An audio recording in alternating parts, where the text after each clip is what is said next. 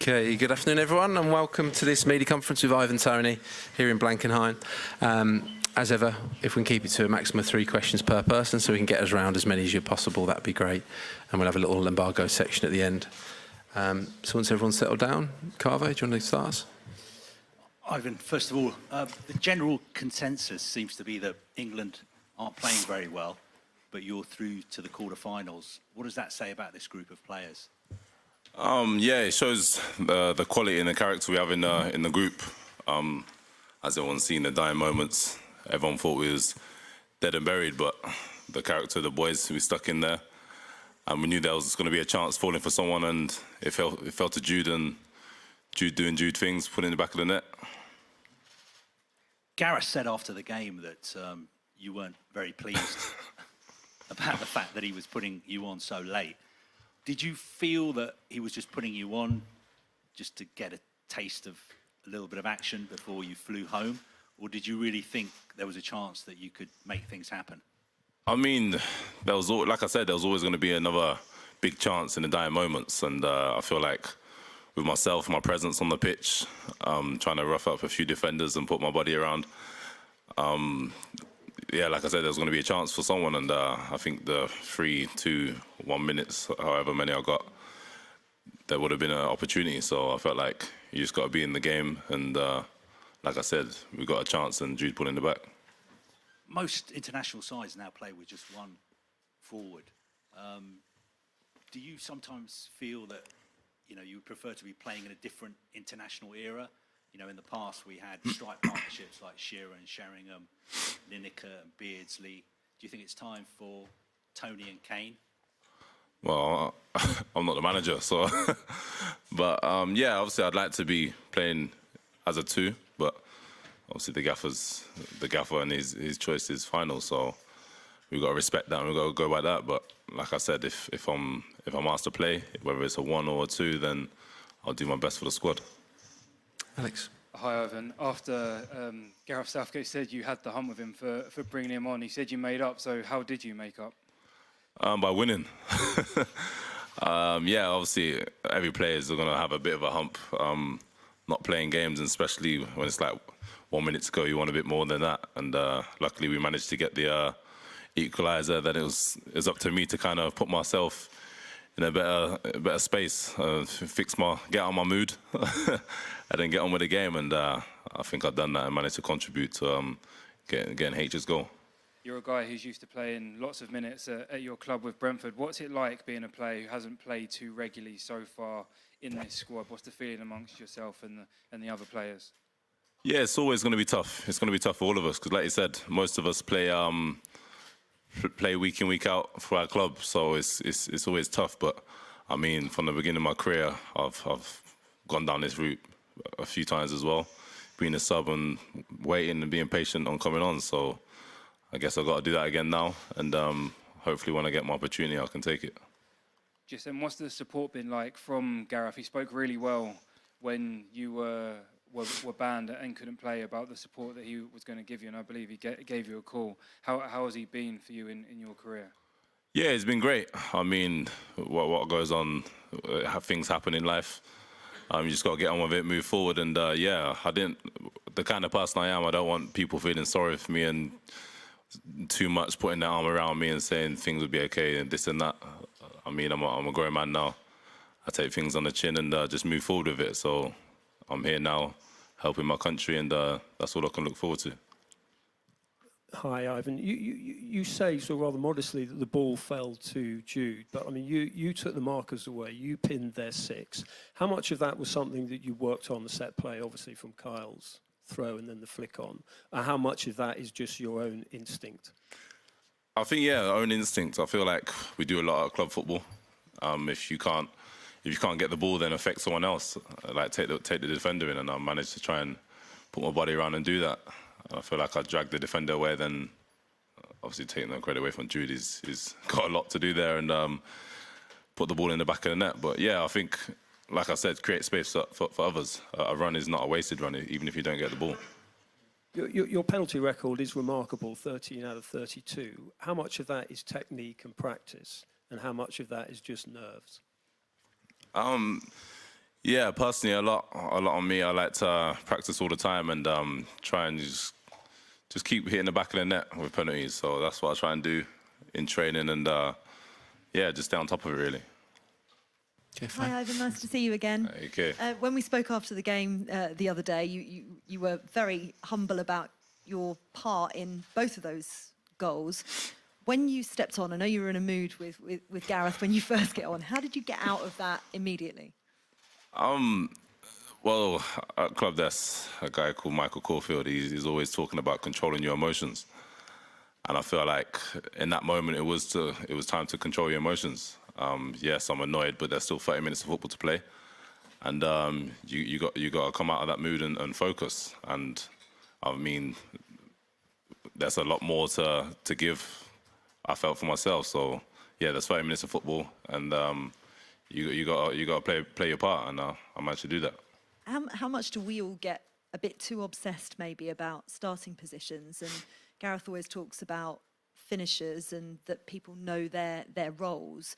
How's the game changed from your perspective, playing now for England as one of effectively those finishers? Yeah, I feel like yeah, people call them substitutes, people like to call them finishers, and I think in a tournament like this, everybody's going to be needed. Whether it's just being around a squad and helping others and or coming on. So I think you just have to be ready, and it's going to take more than 11 players to win this tournament. And just finally, positions change a lot, and it felt like you played so many different formations toward the end. I spoke to you about 4-4-2, went to 3 at the back. Is it literally just a case of you know the next role to do depending on who's coming on, or you're just working it out there and then? Yeah, we know the next role, and like I've seen towards the end of the game, going into extra time, there was a lot of attacking players on the pitch, and we had to shuffle everyone about. Players playing in positions they don't normally play, but the quality of players we have are capable of doing that. So we had to have a reshuffle, and we got over the line in the end.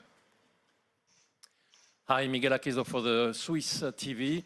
Murat Yakin, the coach, yesterday said he had big respect for England, but maybe he can feel in the Swiss team for the first time the opportunity to beat you.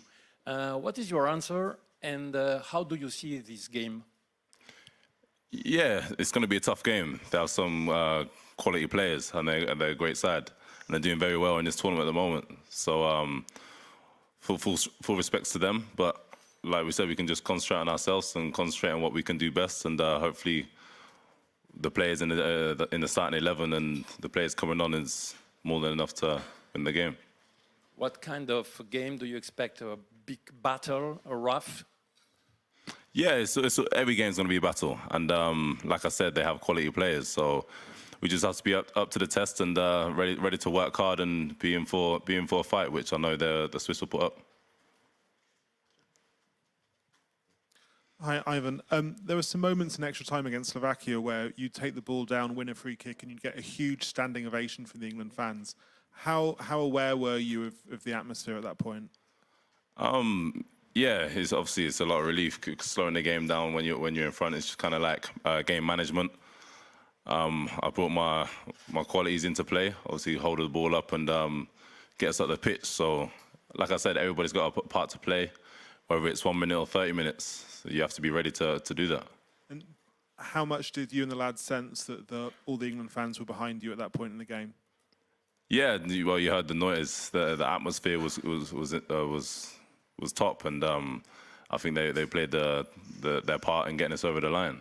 And finally, have the dramatic circumstances of the Slovakia win, has that changed the mood in the camp over the last few days? A little bit, but it's still, we take game at a time. The mood's obviously still high. It's always been high. Everybody's full of confidence, and hopefully we can take the momentum into the next game. Thanks, Jack. We'll go with James Holly next. Hi, Ivan. Just following on from that, really. Just, obviously the late equaliser, it came so late in the game. Does that give you, as a group, confidence that, if you go behind against Switzerland, you can pull it out right to the end? It's sort of never give up kind of spirit. Well, yeah, the plan is not to go behind in the first place.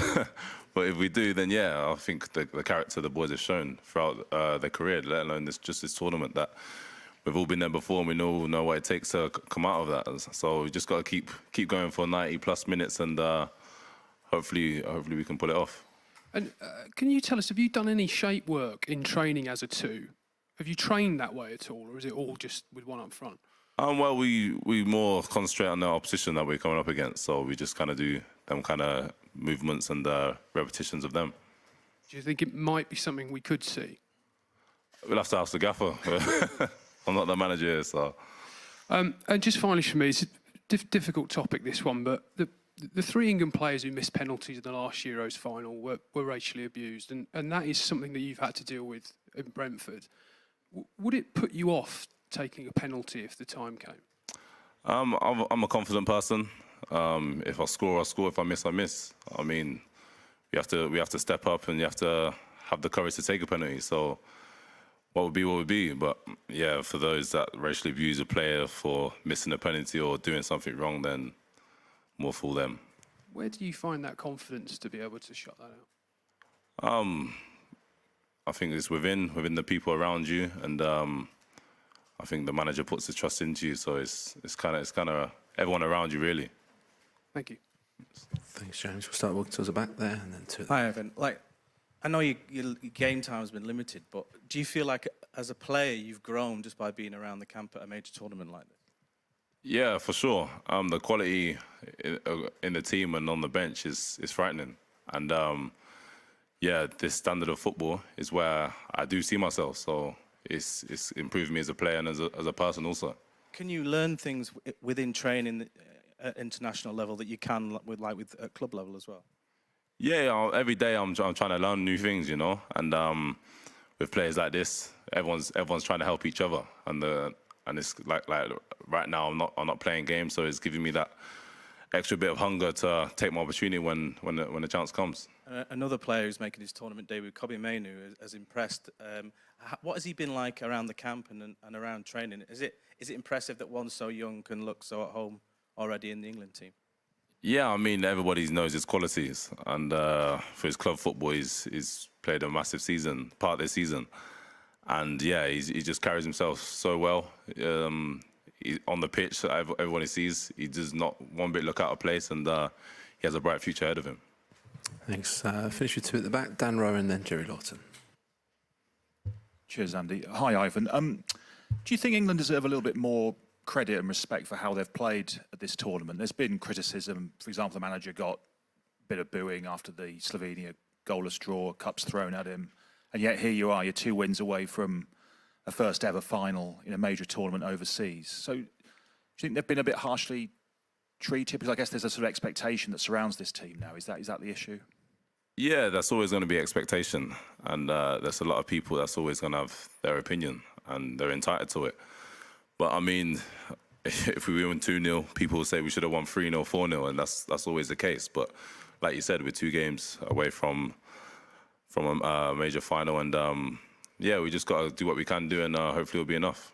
And when you've come so close as you were to being knocked out and going home, and have had this reprieve, I mean, this incredible comeback, does it give you even more determination and resolve to take advantage of what those circumstances, and see it through now? Yeah, for sure. I think that was kind of like an eye-opening that you could be going home any minute, and the relief after in the dressing room was kind of like, right now, boys, it's time to kick on. And I think we got the character and the quality of players in the dressing room to do so. So hopefully we can do that now. Where did that rank in your career in terms of the sheer emotion, the excitement, the relief that you encountered in those few minutes, which obviously you played a key role in, but afterwards as well? I mean, just describe what it was like. Yeah, it's probably one of the best feelings in my career. Obviously, it's my first major tournament. In the dying seconds of being heading home, and Jude does that, then playing the part into H pointing the back of the net, it's got to be up there. Thank you. Thanks, Dan. And finish with Jerry Lawson. Hi, Ivan. Jerry from the Star.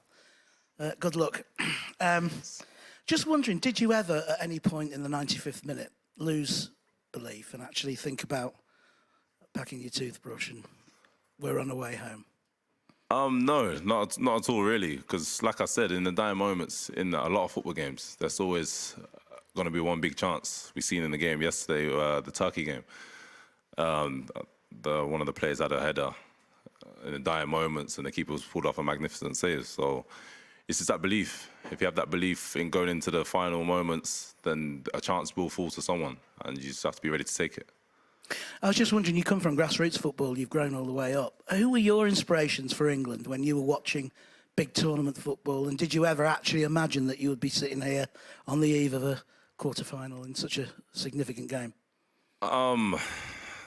Growing up, obviously I used to watch, you see all the England players, not just, there's no individuals, just the whole team.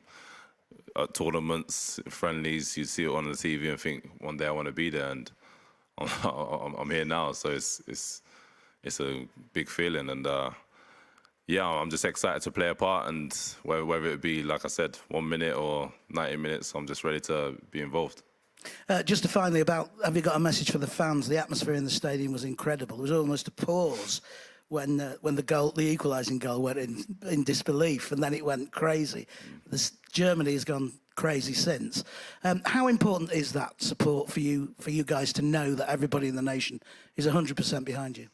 Yeah, it's very important. I think, like I said, in football, you need that 12th man, and the fans are that. So when they're behind us, cheering us on, clapping and creating the atmosphere, it does push the players forward. And I'm sure they'll be doing that with the next game and the games going forward. And we love the videos when everyone's up back home, beers going everywhere, and the excitement. So hopefully that can continue.